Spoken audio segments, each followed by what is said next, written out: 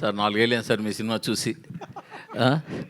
మీరు మీరు గ్యాప్ ఎప్పుడు సినిమా చూసినా ఏ రోజు మీరు నిరాశపరచలేదు.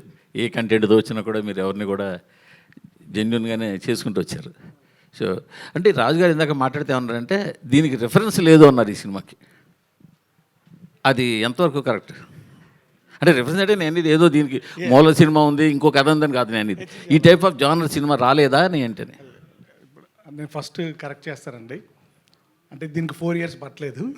ఓకే, నేను చెప్పింది ఈ సినిమా 4 years అని కాదు, సినిమాకి గ్యాప్ 4 years వచ్చింది కానీ ఈ సినిమాకి 4 years పట్టలేదు. ఓకే, నేను ఏంటంటే వకీల్ సాబ్ తర్వాత అంటే మీ అందరికీ తెలిసే ఉంటుంది, నేను ఆల్రెడీ ఒక 1 year నేను ఐకాన్ అని స్పెండ్ చేశాను. తర్వాత నేను ఇది రాశాను.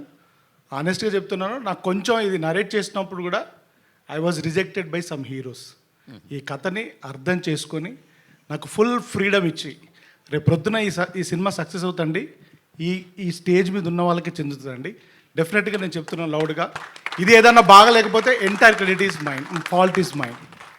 ఏదైనా బాగుంది అని అంటే మాత్రం మీరు నితిన్ గారికి, రాజు గారికి, గుహన్ గారికి వీళ్ళందరికీ ఇవ్వండి. షీఈ్ ఫ్రమ్ కేరళ అండి. అంటే నేను ఇంకా సినిమా చూస్తే కొంచెం రివీల్ అవుతుందని చెప్పి నేను మాట్లాడట్లేదు, వాళ్ళు చాలా కష్టపడ్డారు. Same with the Saptami madam అయితే 8 months అని పట్టుకొచ్చామండి, 2 సంవత్సరాలు హైదరాబాద్లోనే ఉన్నారు. ఓకే, సో ఇది రేపు ప్రొద్దున వీళ్ళందరికీ వెళ్తుందండి. మూర్తి గారు, I'm coming to your question అండి. నేను అందుకొరకు మాట్లాడలేదు, తర్వాత ఏది మీరు క్వశ్చన్స్ అడిగినప్పుడు బోర్ రాకూడదని మాట్లాడలేదు నేను. ఓకే, సో కొంచెం టైం పట్టిందండి, ఎందుకంటే మీకు తెలుసండి యూజువల్గా మనం చేసుకున్న అంటే ప్లాన్స్ ప్రకారంగా సినిమాలు వెళ్ళవు. ఎందుకంటే అంటే ఇది అంటే అన్నీ కూడుతున్నాయి కదా సార్ ఒక షూటింగ్ జరిగేది. సో మాకు వెదర్ ఇష్యూస్ వచ్చాయి, చిన్న షెడ్యూల్ ఇష్యూస్ వచ్చాయి, డేట్ ఇష్యూస్ వచ్చాయి. అంటే ఆనెస్ట్గా అప్పుడు హీరో గారు కూడా ఈ వాంటెడ్ టు డూ అంటే ఫాస్ట్గా చేయాలని, తను కూడా ఫాస్ట్గా ఒక 2 movies ఉన్నప్పుడే మేము ఈ సినిమా స్టార్ట్ చేశాము.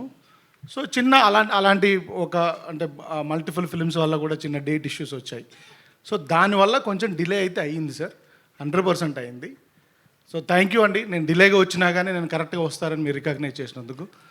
అండ్ రాజుగారు చెప్పినప్పుడు ఏంటంటే సార్, అంటే అలా అని కాదు, అంటే ఇప్పుడు రాజుగారు చెప్పింది ఏంటంటే సార్ ఇది తెలుగులో అలా రాలేదు, దీనికి రిఫరెన్స్ లేదు అనేది కాదు. కొంచెం ఇలాంటి తక్కువ జానర్స్ ఆఫ్ సినిమాలు మనం తక్కువ చూస్తామనండి. ముఖ్యంగా మా బ్యానర్లో రాలేదండి. అంటే మన clean family entertainers, action, commercial సినిమాలో చూస్తాం కదా, ఇది అవుట్ అండ్ అవుట్ కమర్షియల్ సినిమానే సార్.